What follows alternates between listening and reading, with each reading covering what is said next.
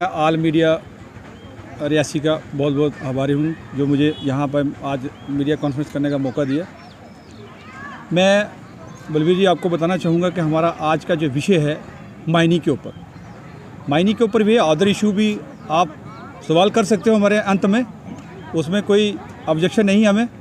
पर सबसे बड़ा हमारा जो इश्यूज़ है इस वक्त माइनिंग को लेकर के, माइनिंग के कल हमारी मैं सबसे पहले इंट्रोडक्शन दे देता हूँ। मैं भूरी सिंह नाम मेरा और मैं डिस्ट्रिक्ट जनरल सेक्रेटरी आल पार्टी एसोसिएशन रियासी।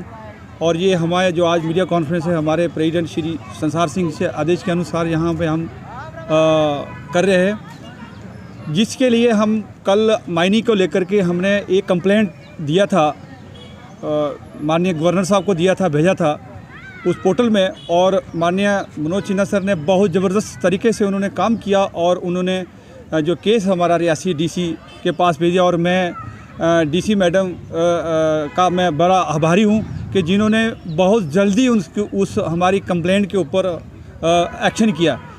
एक्शन मतलब कि सभी एक चिट्ठी तो जो 14 तारीख के लेटर जारी हो गया है कि जो तहसीलदार रियासी से, जो रियासी तहसीलदार सर हैं हमारे, बहुत अच्छा उन्होंने एक लेटर दिया नायब साहब को। और नायब साहब ने आगे जो टीम को डिप्यूट कर दिया सलाल से 14 तारीख से जो डिमार्केशन शुरू होने वाली है, जिसके लिए ज्योतिपुर को भी अपने जीएम साहब को भी उन्होंने लेटर दिया है। कल हमारी जीएम सर से भी मीटिंग हुई, वो भी रेडी हैं उसके लिए टीम के लिए। लेकिन हमें कुछ खामियां कुछ नज़र आ रही हैं, वो हम कल फिर मैं मीडिया से अपील करूंगा कि जब 14 तारीख को जो शुरुआत होती है तो कवरेज के लिए मैं उनको इनवाइट करता हूं और वहां भी कवरेज करें कि वहां क्या एडवांटेज है, क्या एडवांटेज है, वहाँ क्या होनी चाहिए, डिमार्केशन क्या सही कर रहे हैं कि नहीं कर रहे हैं। ये हमें पब्लिक की सपोर्ट की बहुत सख्त ज़रूरत है। अगर पब्लिक हम लोगों को सपोर्ट नहीं करें, मैं इतना बड़ा एरिया है डैम, सलाल डैम रियासी का इतना बड़ा एरिया है, उसको कवरेज करने के लिए एक मैं अकेला या आल पार्टी सेक्शन में 2-4 लीडर ही हमारे जो काम में एक्टिव हैं, बाकी तो सब अभी अंडरग्राउंड मान के चलो, जहाँ बैकफुट में मान के चलो, जहाँ किसी और व्यस्तता में व्यस्त है। लेकिन क्योंकि इलेक्शन भी आने वाले, हम लोग खुद बहुत बुरी तरह से व्यस्त है, हमारी पार्टी भी व्यस्त है। और इस शेड्यूल को लेकर के हमने फिर भी समय निकाल करके हम आज टूर किया, अरनास का, सलाल का टूर किया और सभी से जितने भी कंसर्न अधिकारी हैं उनके साथ हमने संपर्क किया कि भाई हमारी जो डिमार्केशन जो हम सलाल प्रोजेक्ट को as a representative, actually duty सारी सलाल प्रोजेक्ट की जीएम की है कि वो अपनी ज़मीन को खोजे कि हमारी ज़मीन कहाँ है।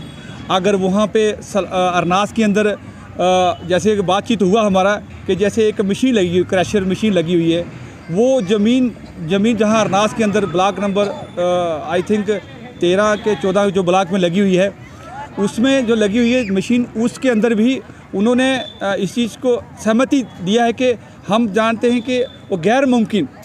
मैंने बोला कि भाई जो रेवेन्यू डिपार्टमेंट है गैर मुमकिन है, तो हमने यही सुना है कि गैर मुमकिन हो कुछ भी हो, उसके एरिया के अंदर जो मशीन लगी हुई है वो नहीं लग सकती है। पर चलो फिर भी क्या रूल रेगुलेशन से जो पिछले हमारे डीसी साहबान जो एडमिनिस्ट्रेशन थी उन्हें कैसे टेंडर को अप्रूव किया, कैसे दिया, ये तो उनका विषय है। और ये इस विषय को ये लोग देखेंगे कि किस तरह से क्या करेंगे। माइनिंग का इशू की बात की आपने, तो 28 नंबर ब्लॉक लाल हिमना में वहाँ पे पिछले दिनों में एक मशीन जो पोकले मशीन थी वही उस पानी में डूब गई। और यहाँ पे तक कि कई बार प्रेस कॉन्फ्रेंस के जरिए बताया गया है कि 1 मीटर से नीचे नहीं जा सकते।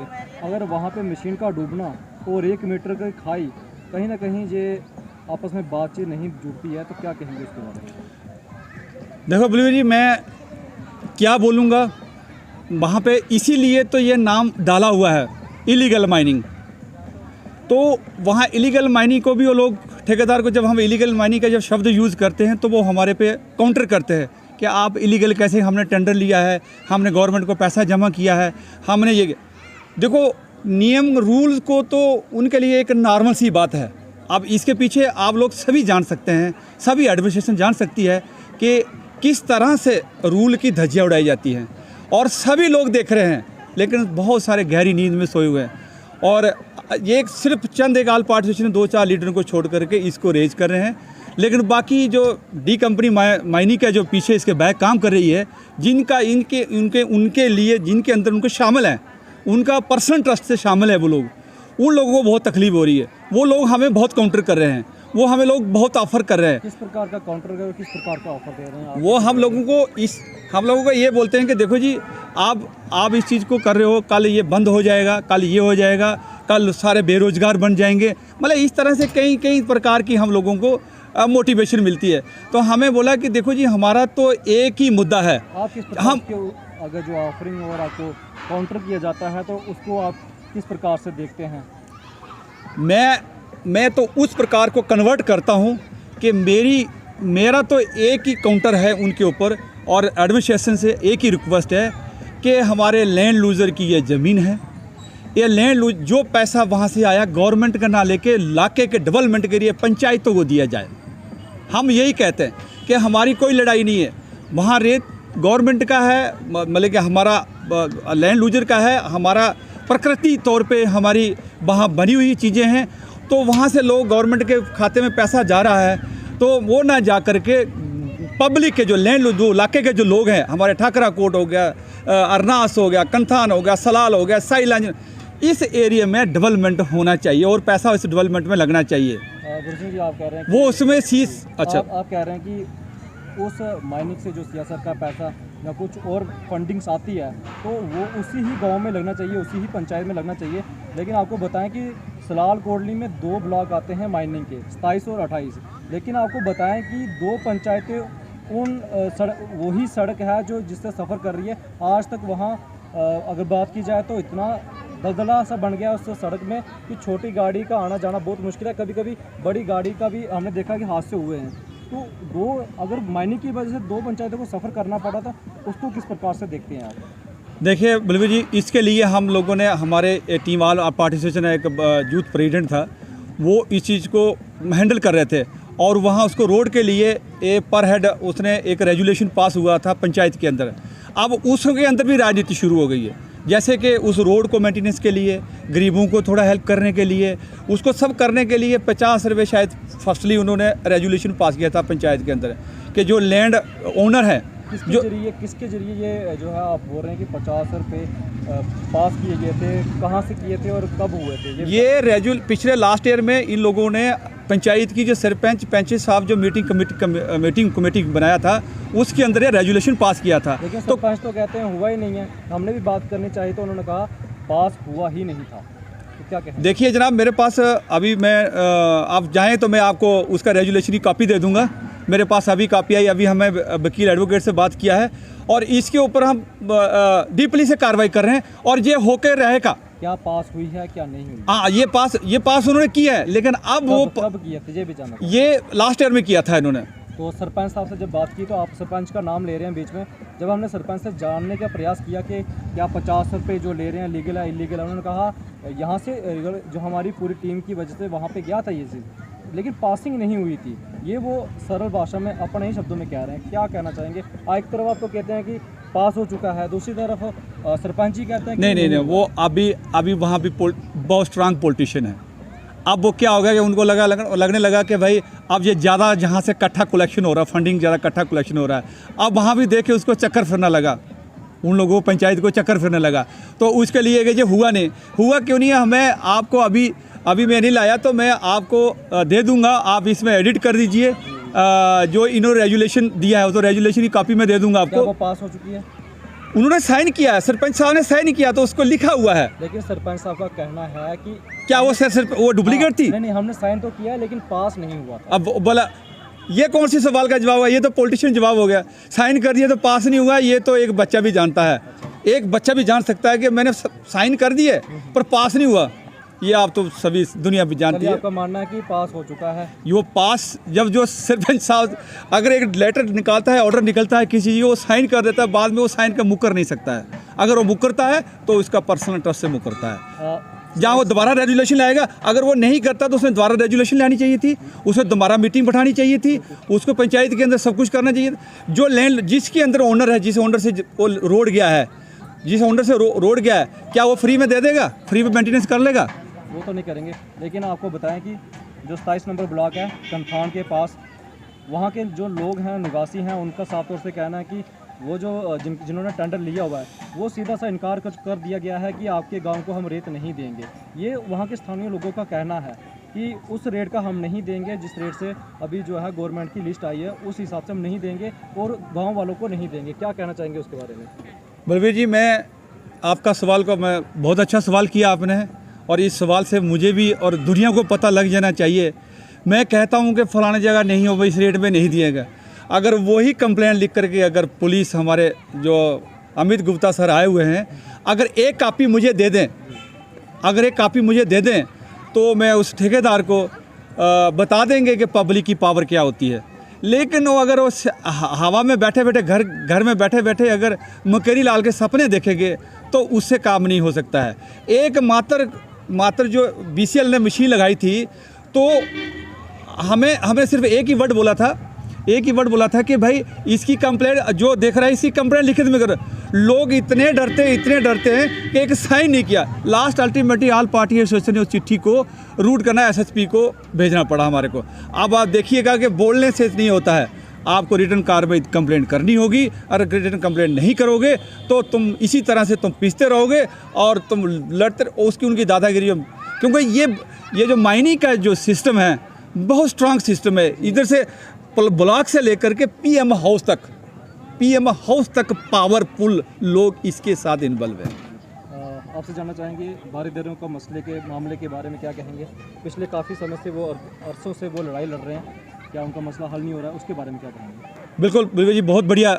मैं आप इस वक्त अपकमिंग इलेक्शन आने वाला है, अब बारीदारों को इसका डिसीजन लेना चाहिए। अगर बारीदार का कैंडिडेट आ गया तो वो दिन दूर नहीं है कि बारीदारों का मसला हल नहीं होगा। लेकिन बारीदार भी 2-3 संस्था में बढ़ चुके हैं, तो वो आपस में ही वो बारीदार लड़ रहे हैं, जिसका फ़ायदा कोई और तीसरा आदमी ले जाएगा। अगर वो इकट्ठे हो गए तो मैं तो कहता हूँ हो जाएगा। अब मसला हल क्यों नहीं होगा? अगर वहाँ का इसी कटरा कंस्टिट्यूंसी का अगर एक MLA बैठेगा वहाँ जा कर के वो अपनी फाइट गवर्नमेंट अंदर असेंबली में करेगा तो क्यों नहीं होगा? 100% होगा। लेकिन हमारे लोग जो माता के जो रहने वाले हैं ना, उनको कुछ माता नहीं, मेरे को लगता है सद्बुद्धि, मैं प्रार्थना करूँ माता जी उनको सद्बुद्धि दे और कोई अपना कैंडिडेट खड़ा करे और किसी पार्टी के तरफ से वो टिकट ले और वो इलेक्शन कंटेस्टेड करे। नहीं तो अब वो हम लोग 15 पार्टी में बटे हुए हैं, कोई शिवसेना में, कोई NC में, कोई कांग्रेस में, कोई PDP में, कोई अपनी पार्टी में। तो इस तरह से वहाँ के वारीदार बटे हुए हैं। तो फ़ायदा तो सर अननोन पर्सन ने ले जाना है, जैसे कि पंजाब में हुआ ना, अनएक्सपेक्टेड। आपका कहना है कि इकट्ठे होकर काम करना चाहिए और वाकई ही वो निर्णय लिया जाएगा, जो वो चाहते हैं वो हो जाएगा। 100% होगा, 100% होगा। सवाल है जी सर। रियासी में टूरिज्म सेक्टर को किस प्रकार से देखते हैं आप? एक तो मुँह ज़बानी से हर एक बंदा बोलता है कि रियासी एक टूरिज्म का हब है, लेकिन अगर बताएं कि ग्राउंड पे तो कुछ भी नहीं ना। जो रियासी के लोग हैं उनको तो कुछ फ़ायदा नहीं मिल रहा है और सिर्फ बातों में चल रहा है, लेकिन हकीकत में कुछ भी नहीं है। बलवीर जी, बहुत बढ़िया सवाल आपने किया। लेकिन ये मैं आपको बताऊं, टूरिज़्म की बात है, लोगों को हमारे कंसेप्ट ही नहीं है कि टूरिज़्म होता क्या है, टूरिज़्म से क्या बेनिफिट्स हैं। सिर्फ एक हमारा एक है हमारे ऑल पार्टी एसोसिएशन का लड़का, वो रुमेल सिंह जी, वो कर रहा है। वो इसके लिए कोई दफ्तर नहीं छोड़ता है, लेकिन उसके पास बैकअप नहीं है, पब्लिक बैकअप नहीं है। हम जानना चाहेंगे किस प्रकार से ऊपर काम किया जाए और रियासी के लोगों को फ़ायदा मिल सकता है। आप जरा सा मैं बोला इसके लिए एक कमेटी गठित होनी चाहिए, टीम गठित होनी चाहिए, इसके लिए टीम गठित होनी चाहिए और उन्होंने उस टीम के अंदर अपनी अलग ड्यूटी डिस्ट्रीब्यूशन होनी चाहिए। किसने डायरेक्टर के पास जाना है, किसने फाइल तैयार करना है, किसने प्रपोज रखना है, और प्रपोजल का ठीक 15 दिन 20 दिन के बाद नहीं होता तो प्रोटेस्ट की जरूरत पड़ती है। जैसे कि वो प्रोटेस्ट की जरूरत पड़ती है उसके फाइट के लिए, वो पब्लिक सामने नहीं आती है। बस पब्लिक सामने नहीं आएगी तो ऐसे ही 70 साल जैसे चल रहा है ऐसे चलता रहेगा। अंतिम सवाल है, वो माँ के लोग जो हैं तहसील ना होने की वजह से, वहाँ पे ऑफिस ना होने की वजह से वो लोग इतना बड़ा सफ़र कर रहे हैं और रियासी में आके उनको काम करवाना पड़ता है। एक अगर आपको उनको अगर नकल, किसी गर्दौरी नकल या कुछ और लेना पड़े तो उनको रियासी आना पड़ता है। वो इतना बड़ा सफ़र कर रहे हैं। आप एक डिस्ट्रिक्ट प्रेसिडेंट होने के नाते शिवसेना के, उनके बारे में क्या कहना चाहेंगे? बलवीर जी, मैं आपको बहुत बड़ी सिंपल इसका रिप्लाई करूँगा कि वहाँ पे उस एरिया के श्री सराब सिंह नाग इस बार DDC डीडीसी चेयरमैन हैं, अगर वो भी इस छोटे से काम को अगर काम हल नहीं कर सके तो मैं तो उन भूमा के लोगों को अपील करूंगा कि आप हमारे साथ आएं, हमारे आल पार्टी एसोसिएशन को के मतलब कि मेमोरेंडम दें, और इसके लिए हम हर हालत में ऊपर तक गवर्नर तक इसकी फ़ाइट करेंगे। और मैं लगता हूँ कि बहुत जल्दी इसका फैसला हो जाएगा। अगर मुझे उम्मीद है कि हमारे सराफ सिंह नाग जो इस बार डीडीसी है, वो डीडीसी चेयरमैन है बीजेपी के, लेकिन है वो सबके हैं और वो उस इलाके के रहने वाले, मेरे लगता है कि उनको ज़्यादा इंटरेस्ट लेना चाहिए और पब्लिक को उनको ज़्यादा प्रेशर डालना चाहिए, और साथ हम भी उनके पब्लिक के साथ हैं। अंतिम सवाल है, पिछले दिनों में डिग्री कॉलेज रियासी का नाम बदनाम होता जा रहा है। अब तो यहाँ तक हद हो चुकी है, कोई अगर यहाँ से कोई हॉस्पिटल जाता है उसको भी रोका जाता है कि मनचले का नाम दिया गया है। अगर आप भी जाएंगे तो क्या पता आपको रोक के पूछना शुरू कर दें। लेकिन कहाँ तक हद सही है कि डिग्री कॉलेज मनचला कहना और उनको जो है डिग्री कॉलेज को ही बदनाम करना, किस प्रकार से उसको देखते हैं? एक अहम है जो पूरा रियासी उसको, क्योंकि पूरे रियासी के जो लोग हैं अपने बच्चे जहाँ भेजते हैं पढ़ने के लिए, एक कलंक लगाना बड़ा आसान होता है, लेकिन किस तरह से आप देखते हैं? और कहीं ना कहीं इस मनचले का जो शब्द यूज़ किया गया, कहीं ना कहीं इसमें हर एक बंदा वहाँ पे फंसता जा रहा है। कैसे कहीं वही एक रास्ता है जाने का, वो सलाल जाता है, चाहे वो वहाँ से के लोग जो अनाज के आते हैं, वो जो हॉस्पिटल जाते हैं वही स्टाफ भी वहीं से जाता है, उनको भी रोका जाता है। क्या कहना चाहेंगे? क्योंकि एक बदनामी होती है कॉलेज की और परिवार किस प्रकार से देखता होगा, आपका क्या कहना उस पर?